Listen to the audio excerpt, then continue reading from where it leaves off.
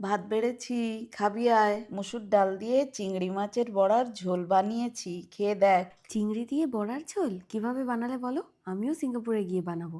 ওই তো মুসুর ডাল ভিজিয়ে রেখে চিংড়ি মাছের পেটটা চিড়ে পাতলা করে দিতে হবে।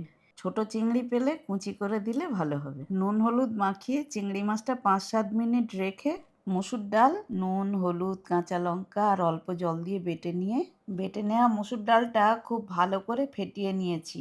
নুন হলুদ মাখা চিংড়ি মাছটা ডালের মধ্যে দিয়ে সর্ষের তেল গরম করে বড়ার মতন করে ভেজে তুলে নিতে হবে।